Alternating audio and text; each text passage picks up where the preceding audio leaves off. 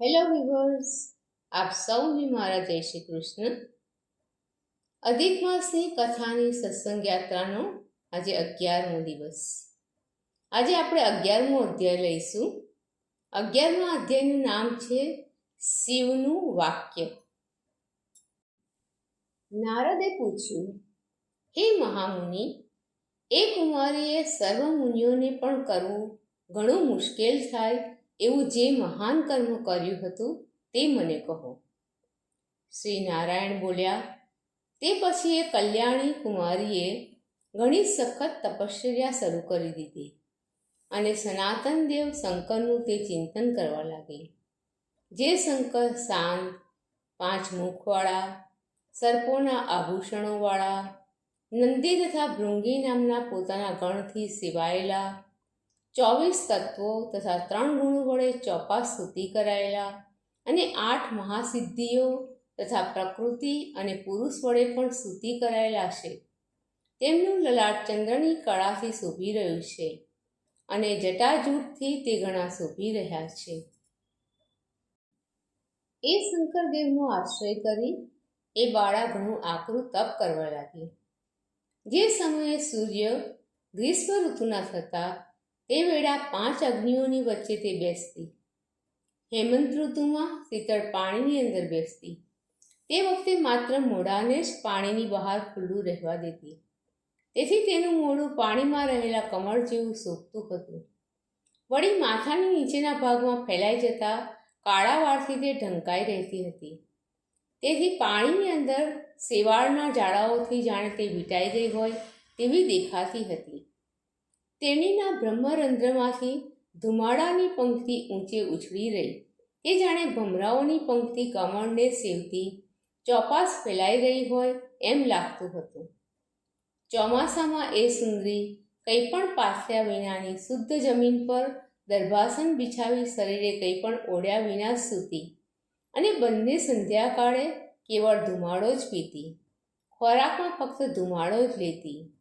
એવી એની તપશ્ચર્યા સાંભળી ઇન્દ્ર મોટી ચિંતામાં પડ્યો, કેમ કે સર્વદેવો તેને તે તપથી રોકી શક્યા નહીં.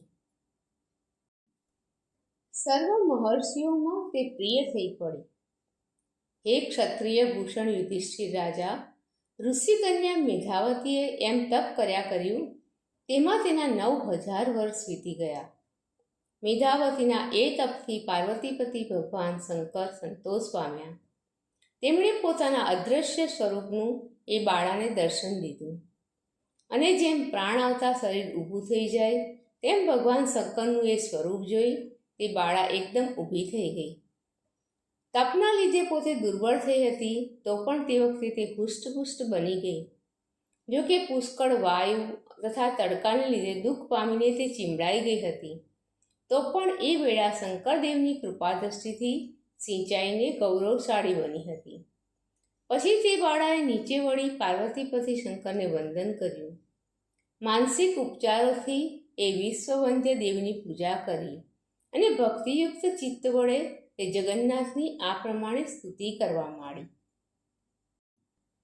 બાળા બોલી, હે પાર્વતીના પ્રિય પ્રાણનાથ, હે પ્રભુ શંકર, હે ભૂતપતિ, હે ગૌરી શંભો, આપને નમસ્કાર હો. હે ચંદ્ર, સૂર્ય તથા અગ્નિરૂપ 3 દિવ્ય નેત્રોવાળા, હે મારા આધાર, હે મુંડમાળા તથા હાડકાની માળાને ધારણ કરનારા, તમને મારા નમસ્કાર હો. મનુષ્ય અનેક સંતાપથી ઘેરાઈને શરીરે પીડાયો હોય, ઘોર સંસાર સમુદ્રમાં ઘણા ડૂબકા ખાતો હોય અને દુષ્ટ સર્પ સરખા કાળની તીક્ષ્ણ દાળોથી દંસાયો હોય, તો પણ શરણે આવેલા પર કૃપા કરનારા આપણે શરણે આવીને સર્વ દુઃખોથી તે છૂટી જાય છે. હે વ્યાપક દેવ, આપે બાણાસુરને પોતાનો બનાવ્યો હતો અને અલગ રાજાની મરેલી રાણીને સજીવન કરી હતી. એવા આપ દયાળુ છો અને સર્વના પ્રાણીઓના નિયંતા છો. હે ચંડીશ્વર, આપ ભવ્ય છો તથા સંસારથી બચાવનાર છો. હે મૃત્યુંજય, આપ સર્વના પ્રાણપતિ છો. હે દક્ષના યજ્ઞનો નાશ કરનાર, આપ સેવકોના સર્વ શત્રુઓનો સંહાર કરો છો અને સંસારનો પણ નાશ કરો છો.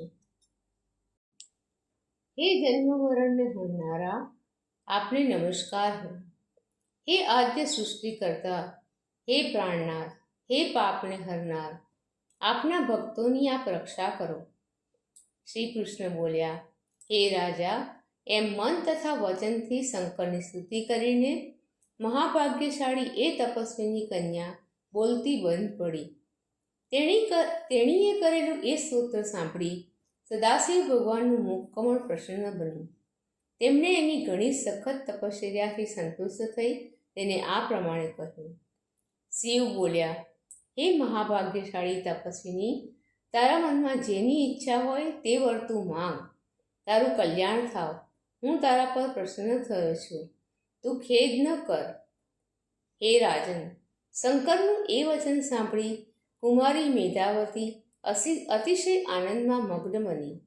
તેણીએ અતિશય પ્રસન્ન થયેલા સદાશિવને આ પ્રમાણે કહ્યું. બાળા બોલી, હે દીનાનાથ, હે દયાના સાગર, જો આપ મારા પર પ્રસન્ન થયા છો તો મારા મનમાં જેની ઈચ્છા છે તે આપ આપો. હે પ્રભુ, વિલંબ કરો માં. હે મહાદેવ, મને પતિ આપો, પતિ આપો. હું પતિ માગું છું, પતિ માગું છું, માટે મને પતિ આપો. મારા હૃદયમાં બીજી કોઈ ઈચ્છા નથી. શંકરને એમ કહી ઋષિકન્યા મેધાવતી તે વખતે બોલતી બંધ થઈ. ત્યારે તે સાંભળી મહાદેવે તે મુનિકન્યાને આ પ્રમાણે કહ્યું. શંકરે કહ્યું, હે મુનિકન્યા, તે તારા મોડે જે કહ્યું છે તે થાવ, તથાસ્તુ. તે 5 વાર પતિની માંગણી કરી, તેથી હવે તારા 5 પતિ થશે. હે સુંદરી, એ બધાય સુરા, સમગ્ર ધર્મોને જાણનારા, સજ્જન, સત્યપરાક્રમી, યજ્ઞયાગ કરનારા, પોતાના ગુણોથી પ્રખ્યાત થયેલા, સત્ય પ્રતિજ્ઞાવાળા, જીતેન્દ્રિય, કેવળ તાળું મોડું જોનારા, એટલે કે પરસ્ત્રીની સામે ખરાબ દ્રષ્ટિથી કદી નહીં જોનારા, રાજવંશી ક્ષત્રિયો અને ગુણોથી શોભનારા હશે. શ્રી કૃષ્ણ બોલ્યા, શંકરનું તે ઘણું અપ્રિય વચન સાંભળી બોલવામાં ચતુર એ બાળા નીચી વળી નમીને બોલી. બાળાએ કહ્યું કે હે પાર્વતીપતિ, લોકોમાં ખૂબ આશ્ચર્ય એવું 5 પતિ હોવા એ મારા સંબંધે ન થાવ. હે સદાશિવ, એક સ્ત્રીને એક જ પતિ હોય છે, પણ એક સ્ત્રીના 5 પતિ હોય એવું તો ક્યાંય જોયું પણ નથી અને સાંભળ્યું પણ નથી. એક પુરુષને 5 પત્નીઓ હોય છે, પણ એક સ્ત્રીને 5 પતિ તો હોય જ નહીં. હે શંભો, હું તો આપની પોતાની જ ભક્ત છું, છતાં 5 પતિવાળી થઈ લોકમાં નિંદાપાત્ર કેમ થાવ? હે કૃપાના ભંડાર, મારા સંબંધમાં આવું વચન બોલવું આપને યોગ્ય નથી. એથી તો આપને જ શરમાવવું પડશે, કારણ કે હું આપની જ ભક્ત છું. એવું તેનું વચન સાંભળી શંકરે ફરી તેને કહ્યું. શિવ બોલ્યા, હે ભયભીત થયેલી બાળા, તું ડરમાં. આ જન્મમાં એમ તારા 5 પતિ નહીં થાય, પણ આ પછીના જન્મમાં એમ થશે. એ જન્મમાં તું તારા આ જન્મના તપના બળથી યોનિમાં ઉત્પન્ન થનારી નહીં થાય, પણ એમની એમ સ્વયંભૂ થશે. અને એ વખતે 5 પતિનું સુખ પ્રાપ્ત કરી છેવટે તું પરમ મોક્ષ પદને પામીશ. તારે 5 પતિની પત્ની થઈને નિંદાપાત્ર થવામાં પહેલું કારણ એ છે કે દુર્વાસા મારા પ્રિય મૂર્તિ છે. તેમનું તે અપમાન કર્યું છે, એ કારણે આમ થવા પામ્યું છે.